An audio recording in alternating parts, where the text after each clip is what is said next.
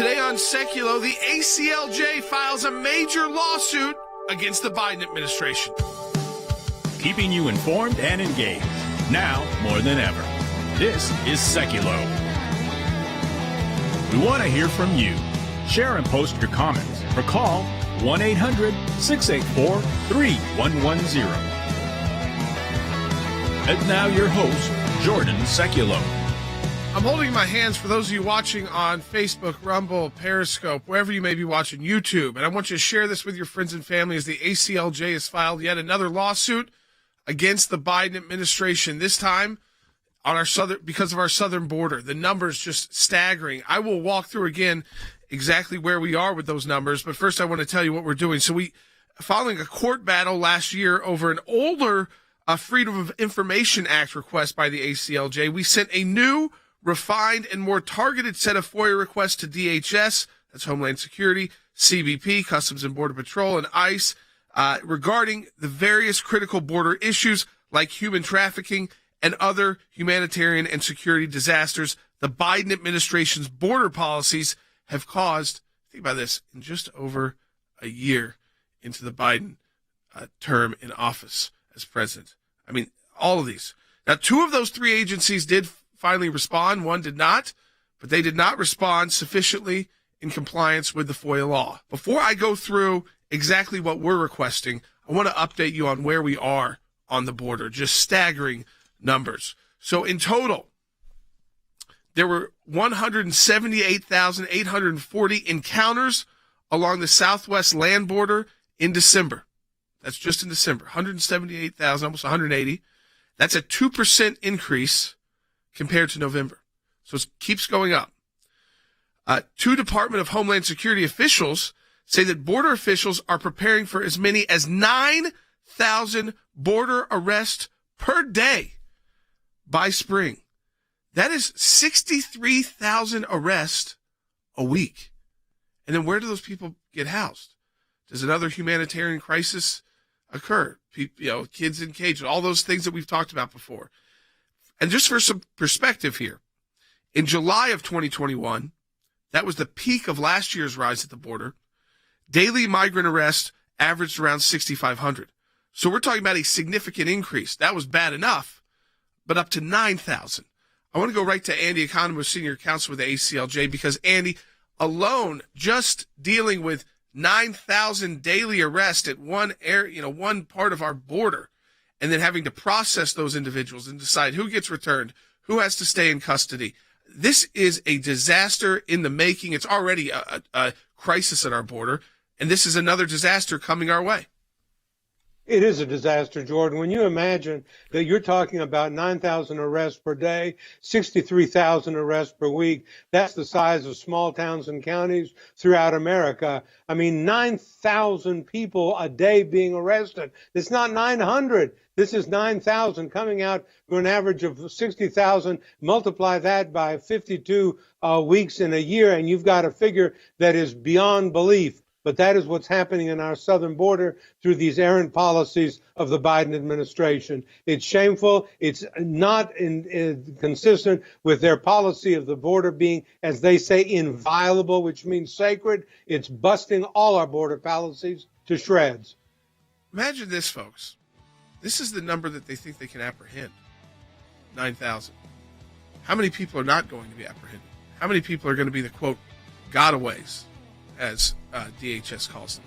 We come back and talk to Than Bennett about what's going on Capitol Hill to try to, again, secure our southern border. I know that Ukraine and Russia, that's a serious issue. I know that China is a serious issue, but so is protecting our own border. I mean, our own national sovereignty, and making sure we're doing everything in our power to secure that border and make it a job that the Customs and Border Patrol and ICE can actually do. Give us a call. Is this affecting your community? 1-800-684-3110. That's 1-800-684-3110. We'll be right back on Secular. The Biden administration has decided it must work with cartel coyotes. According to former CBP Commissioner Mark Morgan, they wanted to avoid scenes like the ones of children being dropped over walls in remote areas. It may be safer, but it also makes the cartel's job easier and more lucrative. We're negotiating with the hostage takers. Ultimately, the cartels are enriching themselves and the gangs are prospering as a result of the failed Biden administration policies. There's a huge problem with what human smugglers are doing, human traffickers, sex traffickers, drug cartels, and I can tell you this is the golden age for the cartels since Biden became president. I mean, they are eating our lunch every single day. Last year, there were about 2.4 million attempted illegal border crossings. 344,000 were known getaways, and 1.2 million were arrested and later released into the U.S. Quite honestly, we really don't know where they are. 1.2 million people. And put that in perspective, that's a number that is larger than the population of 8 states. This administration truly doesn't know what they're doing when it comes to securing our nation's borders, and it's going to have effects in the future. 6,500 people daily cross the border illegally. Some are known terrorists, convicted felons, and known sex traffickers smuggled by drug cartels. Americans are in danger, and importantly, migrants are in danger, being sold into the sex trafficking trade, being put in stash houses to then be put into the slave labor trade. What they have done to this border is criminal. I mean, they keep talking about Trump's policies were inhumane. Deaths have doubled. Migrant deaths have doubled the first year under Biden. That's humane. 100,000 overdose deaths of fentanyl got across the border. That's humane. 31% of women being sexually assaulted making that journey. That's humane.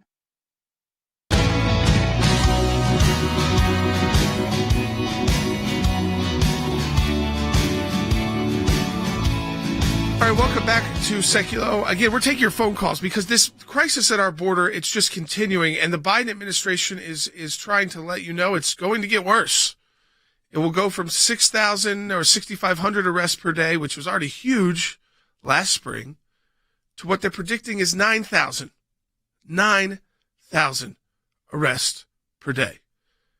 Now, that doesn't include the people who will then, quote, are what they call gotaways. I want you to understand that. They took a situation at the border that was being solved. The Trump administration didn't have a problem calling it a crisis and a problem that needed to be solved. They started working on ideas, new policies like Remain in Mexico, working with the Northern Triangle countries. Again, also building the wall in areas that needed a wall where it would work to deter migrants from trying to cross illegally. So with all that's going on in the world, the crises in Ukraine, in Russia, and the threat of China, we still have to make sure that our southern border is secure and that we have our sovereignty. I want to play this from a U.S. Senator, a good friend of ours, been on the broadcast many times, Senator Langford of Oklahoma. Take a listen, Bite 14. Biden administration proposal and their detailed plan on what to do on the border is working exactly as they planned it to work. No one will ever convince me this is an accident. If this was unintentional, they would have already responded to be able to stop it. You know, Than, what's connected to this as well is not just the human, massive human movement of people that then the federal government has to deal with all these different agencies, which then leads to humanitarian crises. But it also is the drugs. We've seen 1,000% increase in fentanyl, which just a tiny, I mean, I've seen it on TV, tiny little dots of fentanyl can kill an adult male if it's mixed in with some other drug that they think someone's taking. And in fiscal year 2021, at just 8 ports of entry, they seized 87,000 pounds of narcotics with an estimated value of $786 million. I mean, it's close to $1 billion. But from October 1st, 2020 through September 30th, 2021, they seized 41,000 pounds of marijuana, 8,000 pounds of cocaine. But here's the kicker. 588 pounds of fentanyl. Now, that number is increasing 1,000%. We have an estimated 100,000 plus people in America that died from a drug overdose in the 12-month period ending last April, and we know that fentanyl is the key to a lot of those drug overdoses. So it's not just the people crossing illegally, it's what the cartels are bringing, Than. And so you've got this double crisis hitting our country, both at the border and then when they get dispersed. But second, the drug crisis, which just is killing Americans. Jordan, it's a multi-layered crisis all across the line, and I totally agree with Senator Langford on this. I actually do think that this is by design. This is a policy that was intended to get the result that we're achieving. And quite frankly, if you look at the FOIA litigation, the FOIA lawsuit that we're filing today, we hit on all of these points, Jordan, because this is not just an issue of, mass crossings at the border that are illegal and then not being able to process them. It's the domino effect. It's the trafficking that occurs. It's the recycling of children that we've talked about on this broadcast so many times, where a cartel will use a child to get across the border, send the child back across the border so that another cartel can use that child again. And Jordan, yes, it's the drug epidemic that is literally killing mostly our young people all across the country. And, you posed a question in the last segment of the broadcast, Jordan, that I think we really need to key in on here. You said, with these 63,000 arrests, where will they house them all? Well, Jordan, we know in a lot of cases they're actually not trying to house them. We know that they're intentionally busing them all across the country and then just releasing them into the population. So it's no longer just a border problem. It's a problem that's really spreading all across our country. And I know we're going to get into it in a later broadcast, but Jordan, we've only touched the tip of the iceberg on the drug issue. The United States government is literally a part of the problem here. They're not only not trying to solve it, Jordan, they're perpetrating the problem. Oh, no, listen, the crack pipe issue that's arisen and the left saying, no, that's false. We're going to be addressing all of that second half hour of the broadcast, breaking down how they claim that they're providing crack pipes is not true. That's false. And they got Snopes to go for them and say, oh, no, what the right is saying is not correct.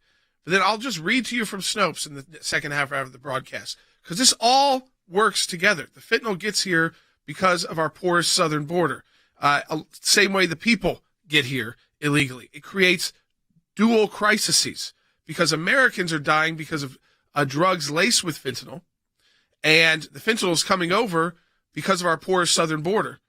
And then on top of that, you've got the crisis of the individuals. Now, Andy, I want to go to what our lawsuit is requesting, because it's what our FOIA initially requested. The first thing we asked for is records of information provided, talking points to the U.S. Department of Homeland Security Secretary Mayorkas or his immediate subordinates, listing the totals of illegal border crossings or any demographic or other such statistics. That's one. And there's 7. I'll read through a couple right now. Records or information prepared for or transmitted to the White House listing the total number of illegal border crossings, unaccompanied minors or women, excluding any personal identifiers of victims, so we're not trying to get personal info, or legitimate law enforcement records.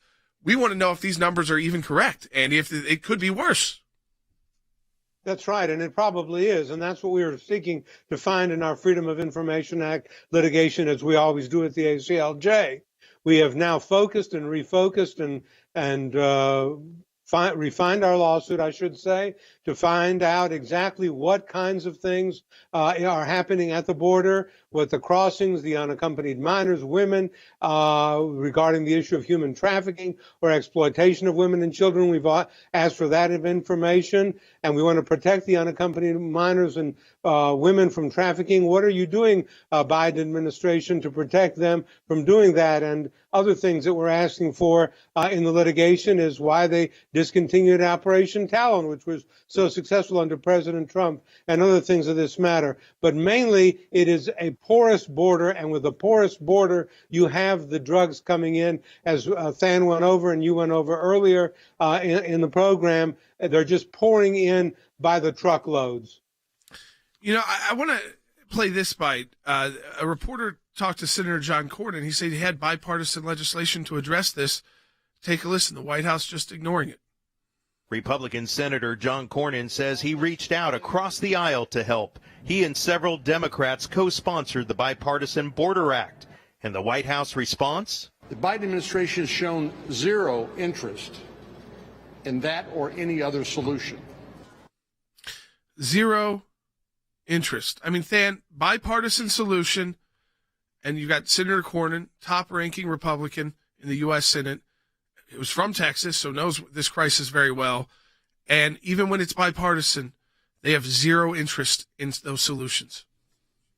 Jordan, I hate to be a cynic, but every step of the way on this issue, it sure seems like there's a desire in Washington, D.C. for the issue to be alive come election time. I mean, look, comprehensive immigration reform has always been a difficult one to get through in one fell swoop, but there have been so many efforts during the course of this year where it should have been easily bipartisan. I mean, the first one that comes to mind is an effort that our friend Senator Blackburn put forward where it said, look, if a child comes to the border and is looking to cross into America and that child is in the custody of an adult, let's make sure that that adult is actually related to them. Let's make sure that they're actually a guardian of them and they're not a cartel, because we know cartels have been using children to get into the country. Jordan, that was an effort that couldn't get bipartisan support, and I'm just shocked that it couldn't. I know there is bipartisan support, but there was a desire not to solve the issue in advance of the elections. That's really the only explanation I can come up with.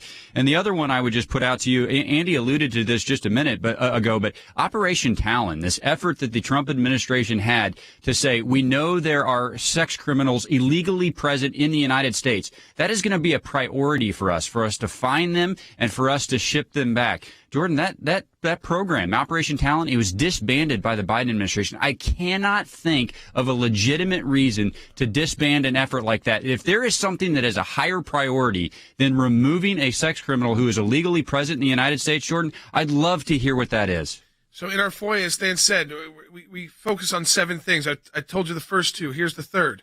It's the records of any interactions or communication between the Secretary and the White House regarding the issue of human trafficking or exploitation of women and children. This is a key issue for the ACLJ, human trafficking. We have been involved in this at many levels, at the state level, federal level, but now, of course, with this porous southern border, it becomes a major issue. And as Stan said, we had an operation by the Trump administration to specifically address that Operation Talon, the human trafficking element, and they disbanded it, the Biden team. I mean, what is happening to those minors, those vulnerable people? They love talking about vulnerable people, but yet when it comes to actually assisting and helping them, people who are really facing the abuse, who are really being taken advantage of, they end that program. Was it just because it was a Trump program?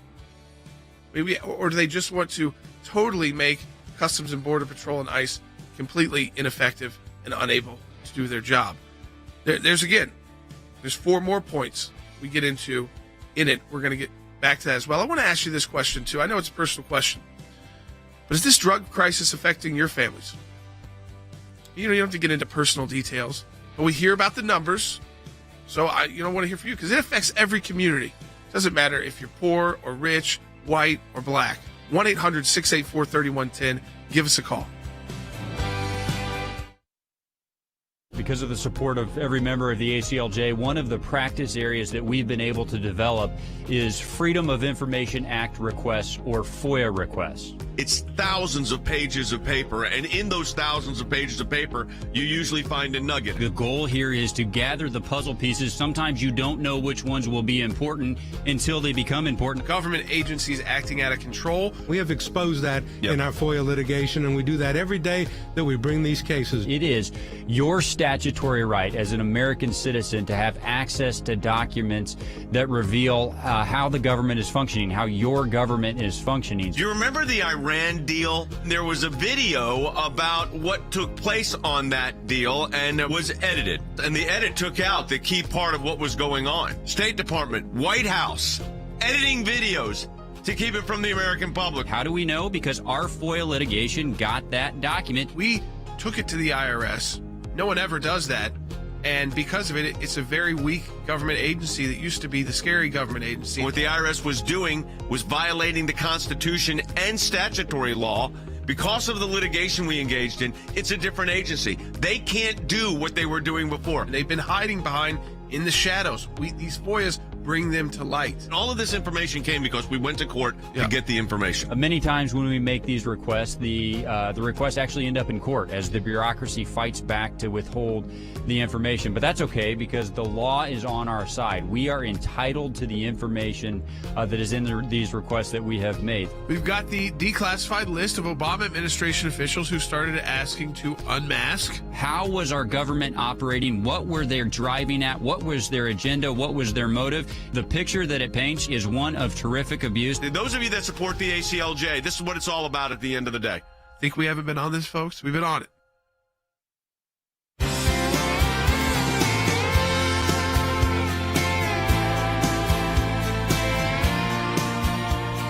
All right, welcome back to Secular. We're going to get to your phone calls as well, because in the second half hour of the broadcast, we're going to get into this crack pipe issue that you've seen the government providing this. And again, they're saying, no, that's not true. We're not providing $30 million of crack pipes.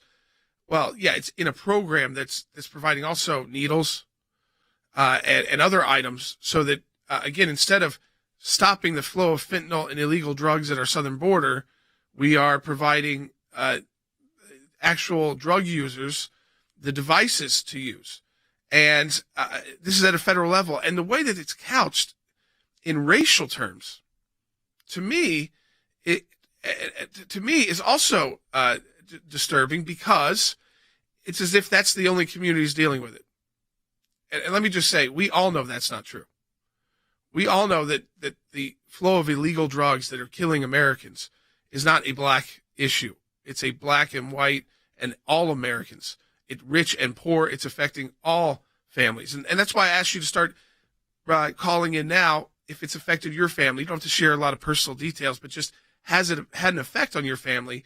Because I think from our audience, what you'll learn is that it crosses over demographics. It's not one racial group who is experiencing this problem. It's all over the country. 1-800-684-3110. That's 1-800-684-3110. I want to go through again, specifically what we're doing against the Biden administration, their Homeland Security, Customs and Border Protection, Immigration and Customs Enforcement. We talked about the human trafficking. We specifically asked why Operation Talon should be, or was paused, postponed, or canceled. Why did you decide, Biden administration, that program was ineffective to protect minors and women from human sex trafficking?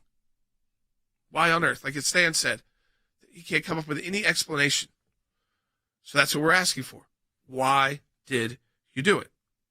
We go on and we ask for records leading to and regarding the removal on or around April 6, 2021 of a Customs and Border Patrol press release from its website announcing the arrest of 2 individuals who were named on the FBI terror watch list. Andy, this brings up another issue. We've talked about the drugs. We've talked about just which kills Americans, the massive influx of people, which also affects American towns and cities, and creates a humanitarian crisis. The sex trafficking program to stop it being ended by the Biden administration. But we also know that they put up a press release. We've always talked about that it is an easy place for those who want to carry out terrorist attacks against Americans to get into America. They put up a press release identifying 2 arrests that were people on the terror watch list, and then they removed it. And we want to know why. That's exactly right, Jordan. If you put up on the website, on the internet, information regarding people who were on the named terror list of the FBI, the terror watch list, and they came in illegally, and then you take it down, you don't want that on there. What you're trying to do clearly is to hide from the public the fact that terrorists are coming into the country through the southern border illegally, right under the nose of the Biden administration. But we don't want everyone to know that. We put it on there, then we take it off so that you don't know that terrorists have come in, and we want to know exactly who did that. Who made the decision to take those terrorist names off the list? Why did you make that decision? What prompted you to do it? Those are the kinds of searching and probing questions that we are seeking in this very comprehensive, detailed, and focused lawsuit that the ACLJ is filing in federal court in Washington just today. We want to know, why are you taking off these names of terrorists that were on the watch list from the list of those who came into the country? What was the motivation behind that? We're going to find out. I mean, hundreds of thousands of illegal border crossers. They think that they're going to have to deal with 9,000 arrests a day in spring. That's 63,000 a week. That's up from 6,500 last spring. That doesn't include, by the way, all the people that get away. They call them gotaways. But our final point that we asked for in our lawsuit, again, because we are committed to this issue of stopping, especially in the United States of America, human trafficking and sexual exploitation of minors and women through human trafficking. So we ask, what communications? Because we first say, why was Operation Talon, which focused on that, ended? And then second, why? What were you communicating? What was the purpose there? Was it because, we just want to end all the Trump policies? Again, Than, I go back to this. I want to play Congressman Chip Roy, Bite 12. Americans are in danger, and importantly, migrants are in danger, being sold into the sex trafficking trade, being put in stash houses to then be putting into the slave labor trade, all giving money to the cartels. So we think about that, Than. Americans in danger, the drug crisis in America, human trafficking, sex trafficking, forced slave labor. This is and money to cartels happening in the United States of America. Jordan, let me make a quick comment on both of those last 2 points. First of all, on the issue of the press release being pulled down on those who were known to be on the FBI terror watch list, we specifically want to know two things. One, did you release those two individuals? Are they running around the United States right now? And secondly, Jordan, how many others did you arrest and just didn't put up a press release? And did you release those as well? So that's number one. On the issue of human trafficking and sexual exploitation, Jordan, I really do think this is the most important issue touched on in our litigation. Congressman Roy, a good friend of mine, is exactly correct on this. Look, whether it's an American child or a Mexican child or a child from Latin America, when we know this kind of trafficking is taking place and we know the most porous portions of our border where cartels are exploiting it for this purpose, Jordan, we, as the superpower of the world, have an obligation to control that border in a way that keeps these children from being exploited in such a way. And all of these policies, I start with Operation Talon, but then I go to not DNA testing at the border and a whole number of things that we lay out in this litigation. Jordan, we are failing those children, and their exploitation is really at the hands of this failure on these policies. We want to know who, and to that last point that you read, Jordan, we want to know if they were confronted with the evidence that we know is there and chose to dismiss it out of hand when they made these decisions. I want you to share the broadcast if you're watching it right now with your friends and family. So whatever platform you're watching it on, click that share button, because we come back, we're going to get into this crack pipe issue. And that's a crude way of explaining it, but I know that you all know what I'm talking about. So we're going to get into that in the actual facts.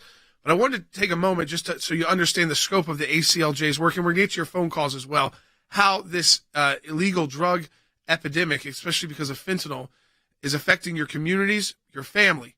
1-800-684-3110 to talk to us in air. We'll start getting to those calls right when we come back from the next break. February 9th, ACLJ filed a lawsuit against 3 Biden agencies over border security issues. February 11th, a new deadline for the Biden administration to file answers in our ACLJ versus State Department lawsuits against 4 agencies over the abandonment of Christians in Afghanistan. February 11th, a joint status report in the ACLJ versus State Department in the FOIA lawsuit on the Kerry-Iran shadow negotiations. February 11th as well, a status report due on the ACLJ versus ODNI NSA Swalwell on the Fang Fang matter. February 11th, another joint status report due in the Uranium One FOIA. February 14th, ACLJ versus HHS, the FOIA lawsuit on federal funding for experimentation with aborted babies' body parts. February 15th is a joint status report due in COVID Origins FOIA lawsuit. And then finally on February 17th, a joint status report is due on the FBI FOIA on Comey spies. This is our FOIA practice in the month of February. Support the work of the ACLJ at aclj.org.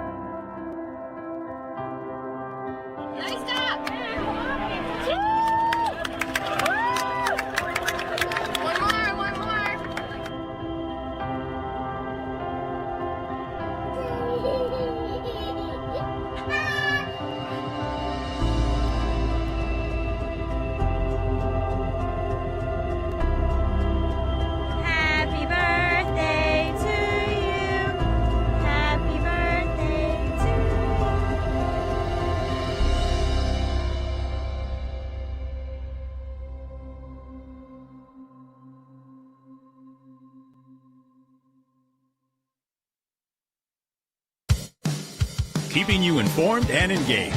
Now more than ever. This is Seculo. And now your host, Jordan Seculo. All right, welcome back to Seculo. We're going to start taking your phone calls, too, and share this with your friends and family, because now we're going to get into this whole crack pipe issue. I'm going to start this way. It starts with executive order, and then we'll get to your phone calls about how, and I appreciate how many people are calling in to share how this drug crisis in the United States, a lot of it stemming from the fentanyl crossing our southern border, which is a killer, and just tiny, tiny dots of it can kill an adult male. I mean, so it doesn't take a lot to be in a pill that you think is something else, and then your life is over. So we know that crisis is real, but it all starts with Executive Order 13985. Now I want you to listen to the title of it: Executive Order on Advancing Racial Equity and Support for Underserved Communities. So racial right at the top. Then when they talk about the harm reduction grant program, this is where the crack pipes come in. They talk about that the priority populations for this program are underserved communities that are greatly impacted. Underserved communities are defined under Section 2 of the executive order that I just read you from, 13985, which starts with racial minorities, which we know is not true. We know that the drug crisis is much bigger than in the black community. That's almost, in a sense, not fair to the black community, because the white community and every other racial community is dealing with this drug crisis. People are dying from across, from across the economic spectrum, from across the different regions of the country. It doesn't matter, really how they were raised. I mean, these drugs are killing Americans. They're killing American kids. They're killing parents. And it doesn't matter what the color of your skin is. The problem is that big, but they want to identify it that way. I want you to understand, it is the left, it is the Biden administration that identifies this as a racial problem specific to, the first community they list is the black community in America. So what will they be providing with this $30 million program? Harm reduction vending machines, including stock for machines, some testing kits for HIV. Not all of this is bad. Medication lock boxes, FDA-approved overdose reversal medication, safe smoking kits. That's the crack pipe. So it's there in plain language.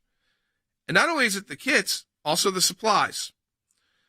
It also includes sharp disposals and medication disposal kits, substance test kits to test for fentanyl, because they realize that's the real problem, but also syringes.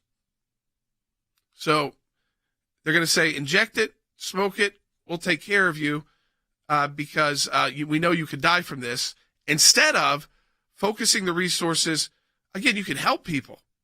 I'm not against helping people with drug addiction, and I think the federal government can play a role there. But providing them the tools to do the drugs doesn't get them off the drugs. And if you don't stop the drug flow at the southern border, then it's not going. This is just a vicious cycle that just keeps repeating itself. But what is wild here, and again, I will get to your phone calls. I just want to get this all out there, is that when this was fact-checked by Snopes, and you always have to be careful when Snopes fact-checks things. Sometimes they're right, but a lot of times they're wrong. They say this claim about crack pipes is mostly false. Now, I just read you exactly. It's not only crack pipes. So if you say only crack pipes for $30 million, you're not being accurate. But it's not false. So this is what they write. In 2022, U.S. Department of Health and Human Services Substance Abuse Harm Reduction Grant did require recipients to provide safe smoking kits to existing drug users. But priority would be given to applicants serving historically underserved communities. Again, making it this racial issue. What's false that Snopes says? This was just one of 20 components. I went through them with you.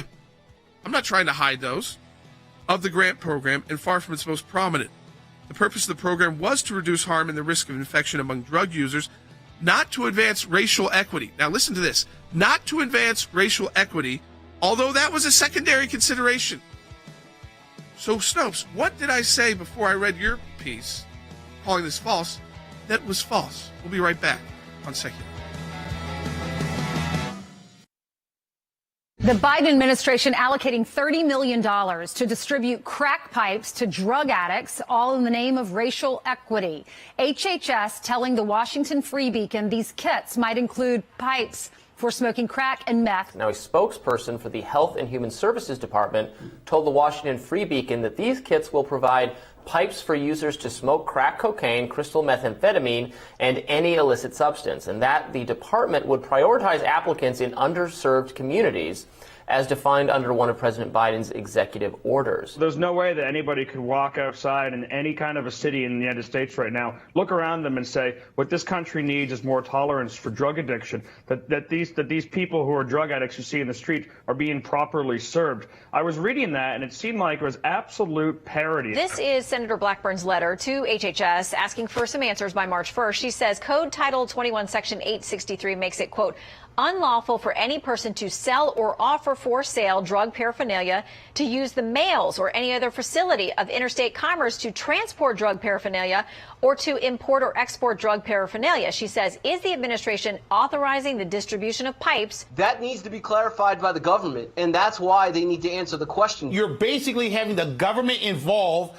in distributing equipment, pipes, to help encourage drug use in minority community. How does that achieve racial equality? I'll tell you right now, it is a horrible idea. It is an idea where you're encouraging drug use instead of preventing drug use. And it's the mindset of low expectation. I don't see how anyone benefits from this except the drug dealers. The pipes gotta go. They gotta go because it's illegal on the local level and the state level. I mean, it shouldn't be the federal government that's distributing contraband or paraphernalia to society. 1-800-684-3110 to talk to us on air. And I want to talk to folks, and again, you don't have to give a lot of personal data, but just, is this drug crisis affecting your family? Because it's all connected to the border as well. And is the border crisis affecting your community as well? Give us a call. 1-800-684-3110. Because we've talked about these horrendous policies putting forward, providing crack pipes, which, by the way, that's not false. It's true. Just make sure when you say, yeah, they're providing other things too, like syringes, so you can use needle drugs or smoke your crack. And they're not doing anything. In fact, they've prevented a lot of the programs to try and stop the fentanyl flow at the southern border, because if they're arresting, they think they're going to be having to arrest 9,000 people a day in the spring when the weather improves. Okay, think about that. How many people are getting through? And how many of those are drug traffickers? And the drug traffickers know what to do. They know that if you send a bunch of people one way, the resources go there, and then they go the other way. And then the fentanyl gets here. And it keeps more and more keeps getting here, and it takes a very small amount to kill an American. I want to go to the phones. First to Philip in Texas on line 4. Hey, Philip, welcome to Seculo. You're on the air. Great show. Greatly appreciate all you do for the kingdom. From 17 to 27, I was in this world of drugs and since turned my life around, and now I'm an elder at a church, and I work with rehab facilities that work with 13 to 18-year-old boys from all over the nation. And the faces are many of different backgrounds and different ethnicities. And the majority of them, after talking to these kids, is that how readily available these drugs are, and how it's the opioids that are majority of the issues that are out there right now. And what they're doing when they manufacture these opioids is they are putting fentanyl in them. I mean, that's so people think they're taking an opioid, which can be dangerous enough, but then it's laced with fentanyl and they end up dead. And I think what you pointed out, Philip, and I appreciate your phone call and for, you're telling your story, but also what you're seeing, again, across racial lines, across economic demographic lines. It's affecting all corners, and it all goes back to our border. It goes back to the southern border and the crisis there. And again, when the HHS spokesperson says this is blatant misinformation about the crack pipes, I just want to list for you again. There's a list of about 15 things. Right in the middle is safe smoking kits and supplies. Those are crack pipes. They are being provided with that $30 million. It's not all. I'm going to be fair. Not all 30 million is paying for crack pipes, but some of the 30 million is. Now they're trying to claim it's false. And I hate, and I don't use that word lightly, that they couch this as a racial problem, because it's not true. It's not fair to racial minorities. This is an American problem, the drug deaths. And I want to keep going to the phones as well, because we're talking about the border issue as well. Lisa Marie, thanks for holding on. Calling from Utah on line 2. Hey, Lisa. Hi there. Good afternoon. Hey, you're on the air. Hi there. Good afternoon. Hi. I am calling in response to regarding how fentanyl crossing the border would affect my family, or how drugs in general may have affected my family. That there, I'm taking that off the table, any history of drugs, because the fact is 500 pounds of fentanyl that we know of, crossed our border. And while 9,000 people a day are crossing that little hole that by Dan has left for us, and I say by Dan, for all you Q folks who know about tribes, what is coming across the other side of our border? Well, the other side of the border has been pretty locked down, as you see these protests from the Canadian truckers. And again, I'm not saying there's not problems there, but it is not even close. It is not even close.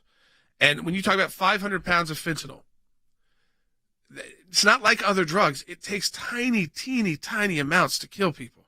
I mean, you can look that up. Even adult male, tiny. I mean, like where if you put it into like a jar, you could barely see the amount that would be killer. So if you have 500 pounds of it, think about how many Americans could be killed by that 500 pounds. I mean, listen to Tom Homan, who was the former director of ICE, talking about this very issue of Americans being killed because we're not securing our border and preventing these drugs crossing by 18. What they have done to this border is it's criminal. I mean, they keep talking about Trump's policies were inhumane. Deaths have doubled. Migrant deaths has doubled the first year under Biden. That's humane. 100,000 overdose deaths from fentanyl got across the border. That's humane. 31% of women being sexually assaulted making that journey. That's humane. Dan, it's all the topics our FOIA that now is a federal lawsuit we're filing today is talking about. The drugs, the human trafficking, the sex trafficking, the migrant deaths, the American deaths. Jordan, it's a travesty of epic proportions that's occurring all across the country. It's the opposite of humane. It's a travesty. And I think back to Philip's call just a couple of minutes ago. I mean, it's affecting every cross-section of society that you can name. So to try to delineate it by racial lines just is not doing justice to those who are suffering and dying from this. And Jordan, you know, I'm also I'm quite offended by the fact that they say, well, it's misinformation because we're not spending $30 million just on crack pipes. There's a lot of other things that we're spending it on too. Jordan, look, here's what I would say. Okay, $30 million for crack pipes and all these other things. Maybe some of them are okay. Here's what you need to do. You need to take every single red cent of that $30 million and you need to spend it down at the border to keep these drugs from crossing the border in the first place. Because if they don't get in, they can't kill our sons and daughters and those who they're killing right now. So, Jordan, look, maybe some of these other things are not as offensive as the crack pipes, but all $30 million should be spent to keep those drugs out. You know, I want to go to Jay in Texas on line 1. I completely agree, and probably a lot more. It probably costs a lot more than $30 million to do it.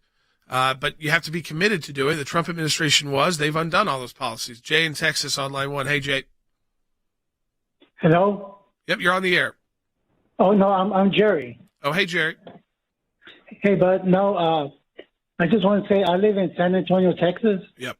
And there's always news reports down here in this region that Border Patrol, Bexar County Sheriff's deputies are always busting people with these drugs. And it's fentanyl, it's marijuana, it's heroin. So it's coming through. You're right. It's coming through. And another concern is that a lot of these people that are coming to this country, by what I understand, they're not being vetted. So we don't know if they have a criminal past, where they're from, etc. Yeah, I mean, 2 points on that. One, right now in America, you can use your arrest warrant, so if you're apprehended at the border, as a way to travel, like by airline. You can use that as like your proof of identification. But Andy, to the bigger point here, to really stop this problem, whether it's the migrant problem, illegal crossings, plus the illegal drugs, would take a massive commitment to a new law enforcement program at the border. And it just appears that just doesn't line up with the Democrats' politics.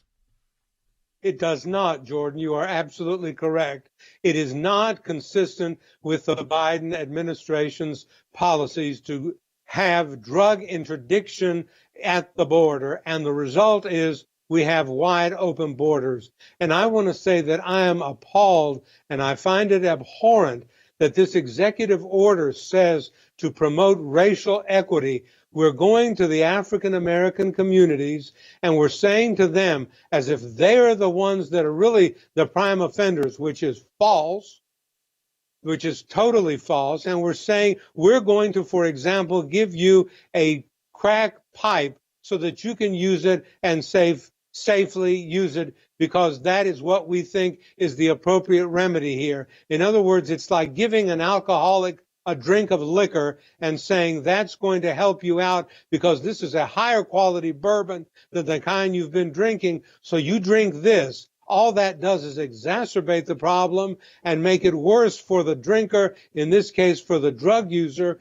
I cannot imagine being in the United States of America in the year 2022 thinking that my government is spending $1 on providing drug paraphernalia to drug users instead of using that for drug interdiction. Listen, this has been controversial at the municipal level, cities like New York and Los Angeles doing this. Now it's gone federal, folks. So, it's not just, where you've got your local leaders that are responsible directly to you, that you may or may not like, but they're, very direct municipal leaders. But now it's gone federal to help provide more. And I think that the bigger picture we need to look at here is that Americans are getting killed. It's not based on skin color. It's not based off how wealthy they are. It's based off fentanyl-laced drugs coming through the southern border. The last year, that was $100,000. And Kimberly on YouTube wrote in, what is the left's obsession with their savior complex? It comes off condescending and subconsciously sees minorities as the ones needing the help instead of all Americans who are being, and all American families who are being affected by this. I think, Kimberly, you're absolutely right. Why divide racially on this issue when we know that's just not the facts? That's just not the truth. We'll be right back. Secular.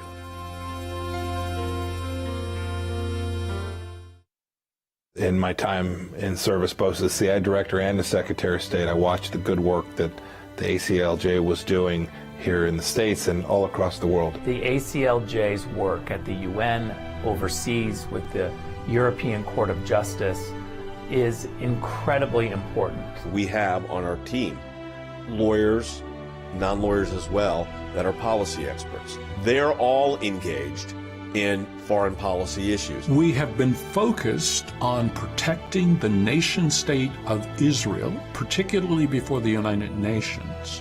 We don't shy away from the battles that are going on at the UN and just complain about them. We actually try to go in and do something positive and actually affect change. The risk of an incomplete or unsolid relationship within the United States of America and Israel is real. Israel is very important to the ACLJ, and we will always fight for Israel's rights. We had a series of cases at the European Court of Human Rights, primarily dealing with religious liberty. And as Secretary of State, I saw this too. Nations that had more religious freedom were on firmer footing. They had better democracies. America has always been the world leader in religious liberties, in freedom of conscience and freedom of speech. We've taken the First Amendment, and that has been our cornerstone. It's to defend the rights of people of faith and others that are having their rights abused. We not only hold our government accountable, but we hold other governments accountable. You have to keep the battle going when it's not cool anymore, when it's not the number one story on TV. You have to actually be committed to fighting it out, or else you'll never win. The ACLJ's front and center on this, whether it is going after the deep state, whether it is litigation that we're engaged in. Your support of the ACLJ enables us to do all of this. Go to aclj.org today. That's aclj.org.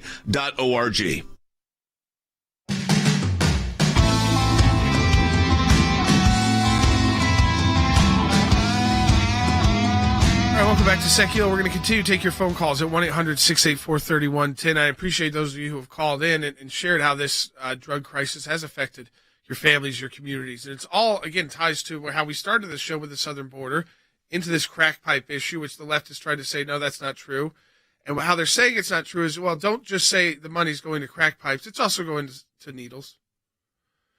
And we're going to Bill's call first, and then some pretty shocking stuff coming out of the Justice Department. But Bill in Montana online too. Welcome to Secular. You're on the air. Thanks for taking my call. My question is, how does this now affect our law enforcement agencies? What are the ramifications for them stopping someone with illegal drug paraphernalia that they've gotten from our government? And it also probably puts their lives in jeopardy. Well, and then again, yeah, it makes it very difficult for law enforcement. And now listen to this new development. So a year after winning, this is from the AP, a court battle against the opening of so-called safe injection sites, safe havens for people to use heroin and other narcotics with protections against fatal overdoses. The Justice Department, the U.S. DOJ, is signaling it might be open to allowing them at a federal level. So I'll go to Andy again, which is exactly the question. How does law enforcement deal with this?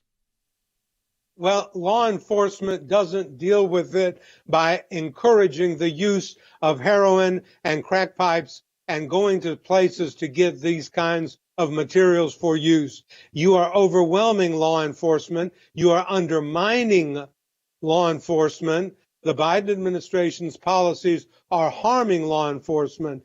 We cannot deal in this United States with what we anticipate, for example, to be 9,000 arrests by this spring coming across the border, bringing with them illegal drugs through the cartels. You are killing law enforcement. You are not promoting law enforcement. You are not helping police to do their job. You are not helping safer communities. You are exacerbating the problem and making it much worse by these policies.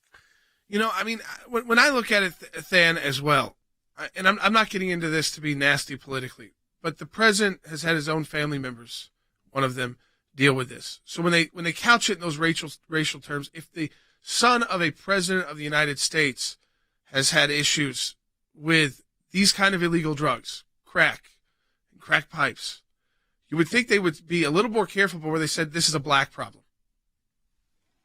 Well, it's affecting everyone, Jordan. And I mean, look, white, black, or otherwise, everyone who is suffering from this represents a life that is worth saving. And the U.S. government should be focused as a laser beam on saving those lives. And look, you know, just to go back to Bill's call for just a moment, because that kind of underscores this point, Jordan, it is actually a violation of federal law, of U.S. law for the United States government to do this. In a letter from Senator Blackburn to the Department of Health and Human Services asking for more information about this, one of the points that she brings up, Jordan, is that it is a violation of U.S. Code Title 21, Section 863, which says this: it makes it unlawful for any person to sell or offer for sale drug paraphernalia. I mean, Jordan, this exact program, this grant program, violates U.S. Code Title 21, Section 863, and Senator Blackburn wants to know why.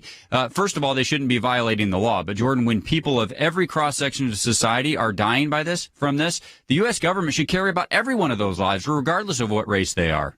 Yeah, I mean, I just think that they're trying to play politics with an issue, and Americans are dying. And Andy, when you've got this mass amount of drug use, you go into the law enforcement side of this, from the police to the Customs and Border Patrol to ICE, and to the prosecutors themselves, and you know, it puts this bizarre situation where, okay, this drug user was using drugs at a potentially in the future now a federally approved facility with a crack pipe or syringe provided to them by the federal government. You know, how do you prosecute that person? Well, you don't prosecute that person because they have a complete defense. If I prosecuted for 47 years, okay? If someone came into court and I was prosecuting them for using a crack pipe or having drug paraphernalia in their possession, and their defense was, my government gave it to me, my government paid for me to have this, what do you think a jury or a judge is going to do?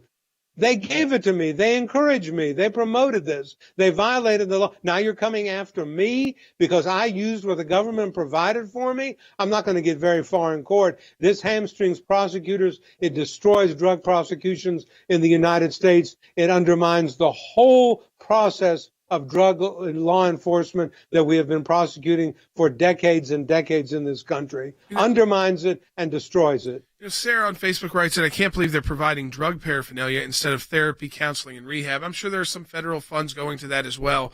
But then those are solutions to solve this crisis. Just like Operation Talon at the border was a solution to solve human trafficking and sex trafficking at the border and trafficking of minors. Instead of solutions, they're just looking at these like stopgap measures to encourage drug use in many ways. We are insisting that the federal government actually stem the tide here. I mean, we're pointing out the fact that the policies they currently have in place are not only not addressing the problem, Jordan, they're exacerbating it. They're making it worse. They're increasing the volume of trafficking and drugs flowing across our border. So we want to know two things. We want to know, first, on a broad scale, what are you going to do to stop it? Why did you reverse these policies that are working? And how are you going to stem that flow? And then, yes, Jordan, there is an obligation for the government to also provide some options for actually prescriptive remedies, right, for addressing the problem that exists. But unless you address the first one, Jordan, unless you're actually committed to stopping the flow over the border, the prescriptive solutions, Jordan, they're really irrelevant because you're not going to keep up with this problem until you get a control on it on the border. And I really think this lawsuit, Jordan, this litigation is at the center of this. We've got to shine a spotlight on what the administration is doing, the turning of their head away from the problem. And it seems to me, Jordan, like there's sort of an indifference to getting to the root of the problem. That's what we're after. Yeah, I mean, instead of Andy saying, we're going to increase law enforcement, we're going to give them more tools at the border, we're going to save American lives by doing so. We're also going to make sure that we don't create humanitarian crises for these migrants. Instead, they are doing the exact opposite. They've unwind or stopped all of those programs. And we hear from those law enforcement officials every day in the news that they can't do their job. Well, that's exactly right, Jordan. In other words, you're telling a drug addict, don't use that crack pipe. It's not as safe. Think about this. The United States of America is going to give you a glass pipe that is safer for you to smoke your crack cocaine in.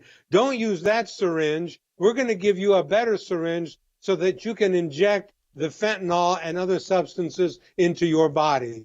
Can you believe this is happening? I find it incredible. I can't get my mind around this, Jordan. No, and folks, again, I appreciate all these phone calls and comments that have come in. I think what has been made clear by those calls, and by our statements, and by the truth and facts, is that this pandemic, this drug crisis pandemic with fentanyl, is not a white issue or a black issue. It's an American issue. It's not a rich issue or a poor issue. It's not a Northeast, Southeast, West Coast, Midwest. It's everywhere.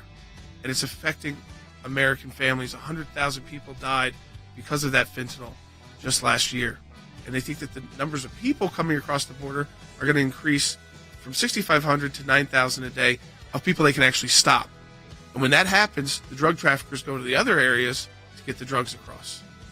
We're going to continue on this issue. We've got the lawsuit has been filed in federal court.